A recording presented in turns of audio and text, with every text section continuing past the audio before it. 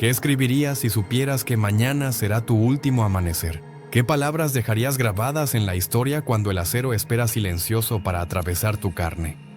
En el Japón feudal, cuando el honor se desmoronaba y la deshonra amenazaba con borrar el nombre de un guerrero, existía una única salida: la muerte elegida, la muerte ritual, la muerte que restauraba lo que la vida ya no podía defender. Y antes de sostener la hoja contra su propio vientre, el samurái tomaba el pincel una última vez para escribir lo que el mundo debía recordar. Estas no eran cartas comunes, eran testamentos de sangre, eran las últimas palabras de hombres que eligieron la eternidad sobre la vergüenza. En el año 1603, un guerrero llamado Nao Kanetsugu sostuvo el pincel con manos que habían empuñado katanas en 100 batallas. La tinta negra manchaba el papel de arroz mientras las palabras fluían como un río inevitable hacia su destino final.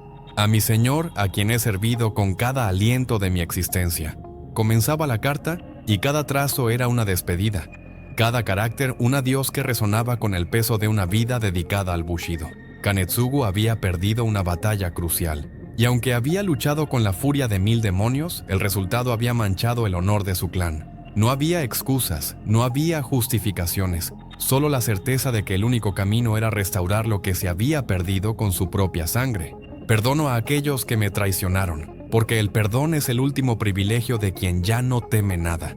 Escribía mientras el sol descendía en el horizonte. La carta continuaba con una serenidad devastadora, describiendo sus últimos deseos: que su armadura fuera entregada a su hijo mayor, que su espada principal quedara como ofrenda en el templo familiar, que su nombre no fuera pronunciado con vergüenza, sino con la dignidad de quien supo enfrentar el final con la frente en alto.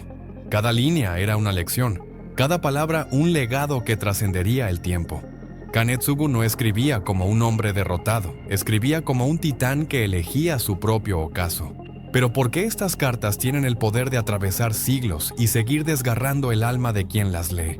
Porque en cada palabra se esconde la esencia más pura del espíritu humano, la capacidad de enfrentar lo inevitable con dignidad absoluta. Otro samurái, Yamamoto Tsunetomo, quien más tarde escribiría el legendario Hagakure, dejó registrado el caso de un guerrero que antes de su seppuku escribió: «He vivido cada día como si fuera el último, y ahora que el último día llega, muero como he vivido, sin arrepentimientos, sin temor, solo con la certeza de que cumplí con el camino que elegí». Estas palabras no son melodrama ni exageración, son la manifestación tangible de un código que convertía a hombres comunes en leyendas inmortales. La carta de Kusunoki Masashige, escrita en el año 1336 antes de la batalla de Minatogawa, es quizás la más conmovedora de todas. Masashige sabía que enfrentaba una derrota segura, que las fuerzas enemigas superaban en número y en ventaja estratégica a su ejército. Sin embargo, escribió a su hijo de 11 años no con desesperación, sino con una claridad que hiela la sangre: «Hijo mío, cuando leas estas líneas, yo habré partido. No llores mi muerte, porque un samurái no muere, simplemente cambia de forma. Mi espíritu vivirá en cada decisión que tomes, en cada momento en que elijas el honor sobre la comodidad». La carta continuaba instruyendo al niño sobre el bushido, sobre la lealtad inquebrantable, sobre el significado profundo de servir a algo más grande que uno mismo. Masashige no solo estaba escribiendo una despedida, estaba forjando el alma de la siguiente generación de guerreros. ¿Qué clase de hombre puede escribir con tal serenidad cuando la muerte acecha en cada esquina? ¿Qué entrenamiento mental y espiritual se requiere para sostener el pincel sin que la mano tiemble, sabiendo que el próximo objeto que sostendrás será la daga que rasgará tu propio abdomen? La respuesta reside en décadas de disciplina brutal, en años de meditación zen, en una vida entera dedicada a prepararse para ese momento final. Estos guerreros no temían a la muerte porque habían hecho las paces con ella desde el instante en que decidieron seguir el camino del samurái. La muerte no era el enemigo, era la compañera silenciosa que los acompañaba en cada batalla, en cada entrenamiento, en cada amanecer que podría ser el último. Otras cartas revelan detalles más íntimos y desgarradores. Un samurái de nombre Asano Naganori, quien protagonizaría la legendaria historia de los 47 Ronin, escribió antes de su seppuku ordenado por el shogun: «A mi esposa, cuyo rostro será lo último que imagine antes de cerrar los ojos para siempre. No maldigas mi nombre por dejarte, porque mi partida restaura lo que mi vida ya no puede defender. Cásate de nuevo si así lo deseas. Vive plenamente, y cuando llegue tu hora, Si existe algo más allá de esta existencia, allí te estaré esperando. La carta mezclaba el amor profundo con la aceptación total del destino, demostrando que incluso en el momento más oscuro, el samurái mantenía su humanidad intacta. Estas cartas finales no eran solo despedidas personales, eran documentos políticos, testamentos filosóficos y, sobre todo, eran la última oportunidad de un guerrero para demostrar que su espíritu permanecía indomable hasta el final absoluto. Algunos escribían poemas de muerte, otros dejaban instrucciones precisas sobre cómo debía ejecutarse el ritual del seppuku. Y muchos aprovechaban para perdonar viejas ofensas o revelar secretos que habían guardado durante años. La tinta sobre el papel se convertía en la voz eterna de hombres que elegían su propio destino en lugar de permitir que el destino los eligiera a ellos. ¿Y tú? ¿Podrías escribir con tal claridad mental cuando el acero espera para beber tu sangre? ¿Podrías mantener la compostura cuando cada palabra que escribes es literalmente la última que el mundo conocerá de ti? Estos samurái no eran superhombres ni criaturas míticas, eran guerreros de carne y hueso que habían forjado su espíritu en el fuego del bushido hasta convertirse en algo más grande que la simple existencia mortal. Sus cartas finales son la prueba irrefutable de que el honor, cuando se vive con absoluta convicción, puede transformar incluso la muerte en un acto de afirmación suprema de la voluntad humana. ¿Qué convierte a un hombre en leyenda? ¿Qué código puede ser tan poderoso que obligue a un guerrero a elegir la muerte sobre la deshonra? En el corazón del Japón feudal existía algo más que espadas y armaduras, algo más antiguo y profundo que cualquier campo de batalla. El bushido, el camino del guerrero, un conjunto de principios tan inquebrantables que definían cada respiración, cada decisión, cada momento de la existencia del samurái. Este no era un código escrito en piedra ni dictado por emperadores. Era una filosofía viva que fluía en la sangre de cada guerrero desde el instante en que empuñaba su primera katana. El bushido no solo enseñaba cómo vivir, enseñaba cómo morir con honor absoluto. El honor para el samurái no era una palabra vacía ni un concepto abstracto que se discutía en salones iluminados. Era la esencia misma de su identidad, la columna vertebral de su existencia, la razón por la que respiraba y la razón por la que estaba dispuesto a dejar de hacerlo. Un samurái sin honor era peor que un cadáver, era un fantasma que caminaba entre los vivos sin propósito ni dignidad. ¿Pero qué significaba realmente el honor en este contexto brutal y despiadado? Significaba lealtad absoluta al señor feudal, cumplimiento inquebrantable de la palabra dada, valentía frente al enemigo sin importar las probabilidades, y sobre todo la disposición para sacrificar la propia vida en cualquier momento si el deber así lo exigía. No existían términos medios, no había zonas grises, solo la línea brillante y terrible que separaba al guerrero honorable del samurái caído. Los 7 principios fundamentales del bushido eran los pilares que sostenían este código eterno. Ji, la rectitud y la justicia, obligaba al samurái a tomar siempre la decisión correcta sin importar el costo personal. Yu, el coraje heroico, no era la ausencia de miedo sino la capacidad de actuar con justicia a pesar del terror que pudiera sentir. Jin, la compasión y benevolencia, recordaba al guerrero que la verdadera fuerza no radicaba en la crueldad, sino en la capacidad de mostrar misericordia cuando el poder absoluto estaba en sus manos. Rei, el respeto y la cortesía, transformaba al samurái en un ser refinado que honraba incluso a sus enemigos. Makoto, la sinceridad absoluta, prohibía la mentira y la traición bajo cualquier circunstancia. Meijo, el honor y la gloria, era la reputación que trascendía la muerte. Y finalmente Chuji, la lealtad inquebrantable, ataba al samurái a su señor con cadenas más fuertes que cualquier metal conocido. ¿Pero qué ocurría cuando uno de estos principios sagrados era violado? ¿Qué sucedía cuando el samurái fallaba en su deber? Cuando la derrota manchaba su nombre, cuando la traición de otros lo colocaba en una posición imposible donde su honor quedaba comprometido. La respuesta era simple y devastadora: el seppuku, el suicidio ritual que permitía al guerrero lavar su deshonra con su propia sangre y restaurar el honor perdido. No era una salida cobarde ni una escapatoria, era el acto final de valentía suprema. La demostración última de que el samurái mantenía control absoluto sobre su destino, incluso en el momento de mayor oscuridad. Al elegir la muerte ritual, el guerrero declaraba al mundo que prefería 1000 veces el acero sobre la vergüenza, la sangre sobre la deshonra. Si esta historia de honor y sacrificio extremo te está atrapando, Si sientes que la sangre del bushido comienza a rugir en tus venas, entonces únete al legado que nunca muere. Suscríbete a GLaDOS Historia, donde la historia no se cuenta, se vive. Donde cada video es un campo de batalla y cada relato es una espada que atraviesa el olvido. Porque aquí no somos simples espectadores, somos la legión inmortal que mantiene vivas las leyendas más épicas de la humanidad. Dale like si el código del samurái te ha impactado y activa la campanita porque esto apenas comienza. La historia ruge con acero y leyenda, y tú eres parte de ella. Las razones que llevaban a un samurái al seppuku eran tan variadas como devastadoras. Algunos lo elegían tras una derrota militar donde sus acciones, aunque valientes, no habían logrado la victoria. El simple hecho de sobrevivir cuando tu señor había caído en batalla era motivo suficiente para considerar el seppuku. Porque ¿qué clase de guerrero permite que su amo muera mientras él sigue respirando?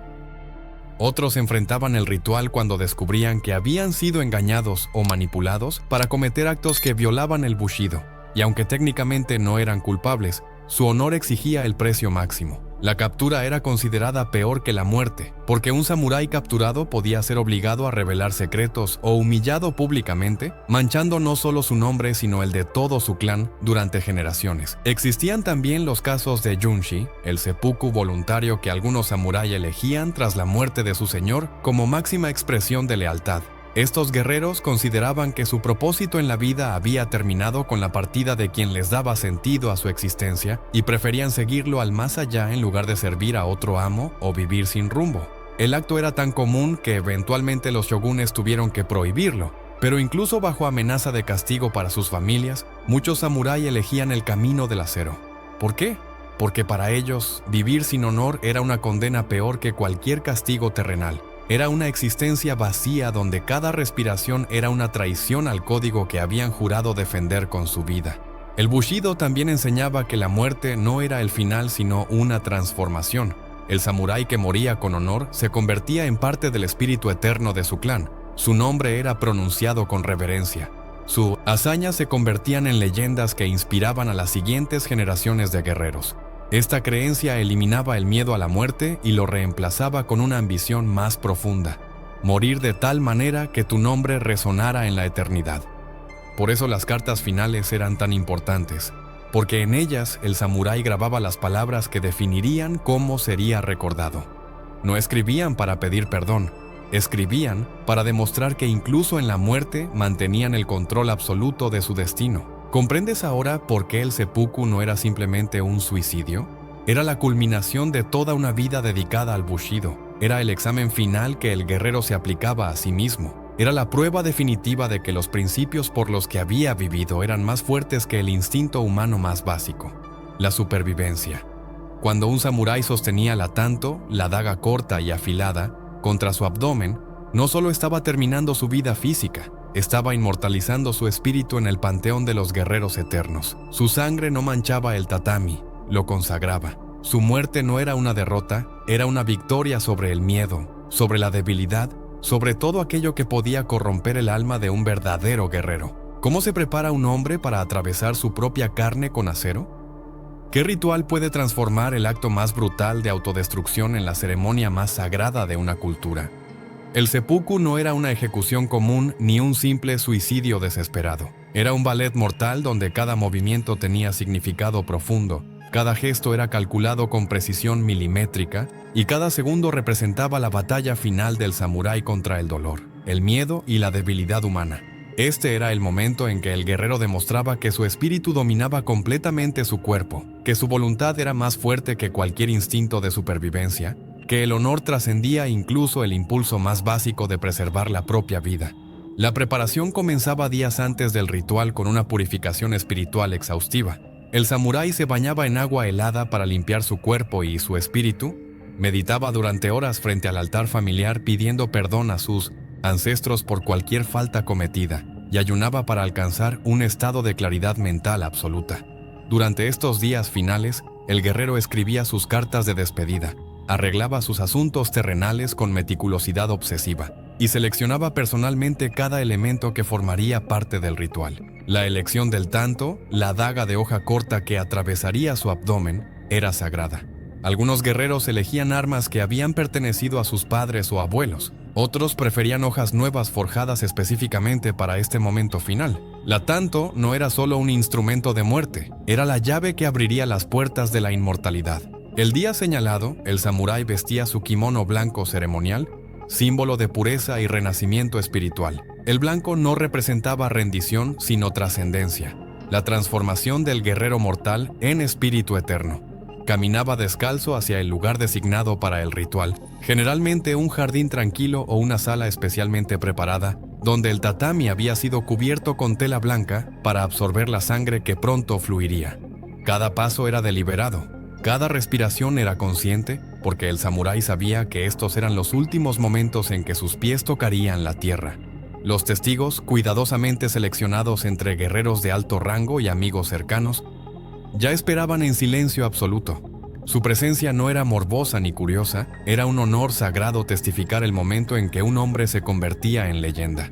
El samurái se arrodillaba en posición seiza, con las piernas dobladas bajo el cuerpo y la espalda perfectamente recta. Esta postura, mantenida durante todo el ritual a pesar del dolor devastador que vendría, demostraba control absoluto y dignidad inquebrantable.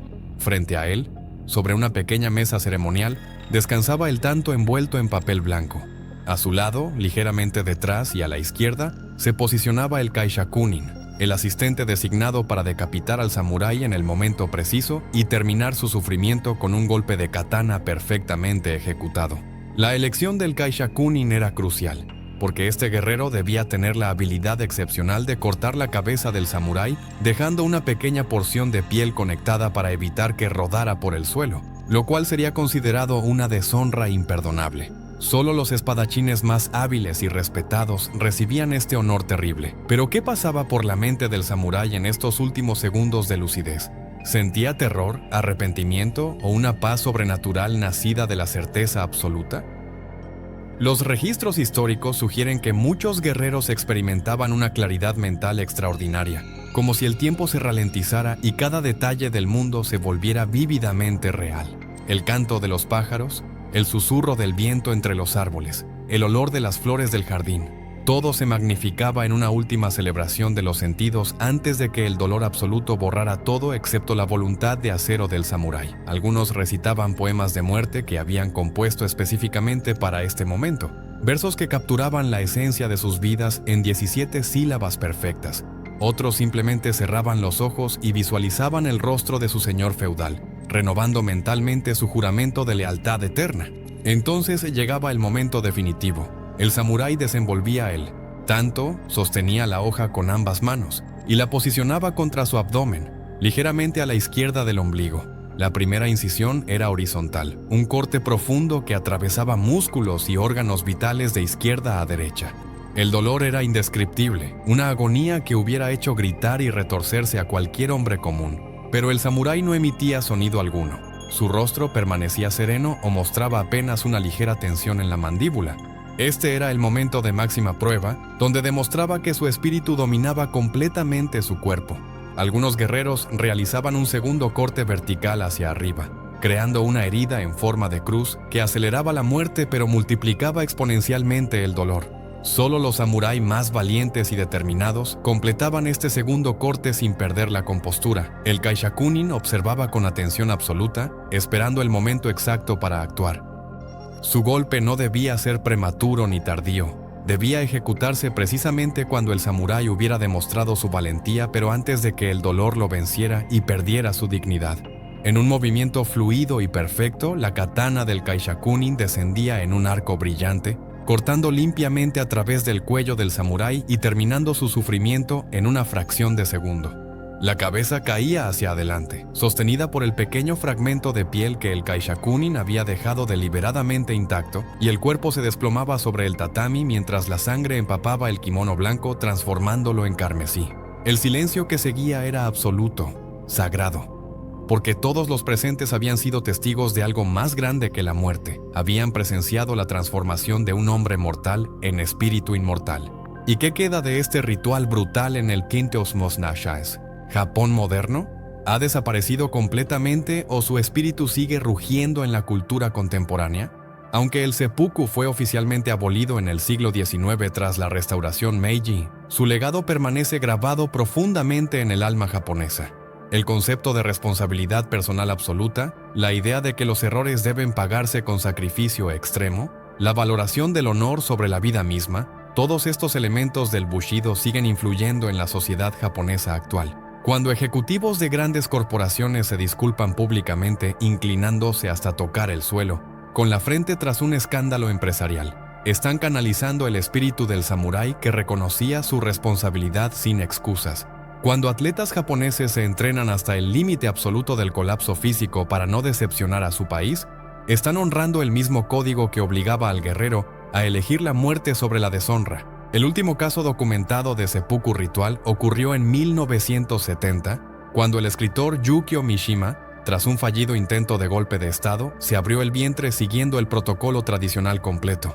Su acto sacudió al mundo moderno y demostró que el espíritu del Bushido no había muerto, simplemente dormitaba esperando el llamado del honor. Las películas, los anime, los mangas japoneses contemporáneos continúan explorando estos temas de sacrificio, honor y lealtad hasta la muerte, porque representan algo fundamental en la identidad cultural japonesa. El seppuku no era solo un método de ejecución, era la expresión máxima de una filosofía que declaraba que algunos valores trascienden la existencia física, que el honor es más precioso que la sangre, que la eternidad se conquista con acero y voluntad inquebrantable. Y mientras exista alguien que recuerde estas historias, mientras persista el eco de aquellas cartas finales escritas con manos, temblorosas pero espíritus indomables, el rugido del samurái seguirá resonando a través de los siglos, desafiando al tiempo mismo y proclamando que el verdadero guerrero nunca muere, solo cambia de forma y se convierte en leyenda eterna.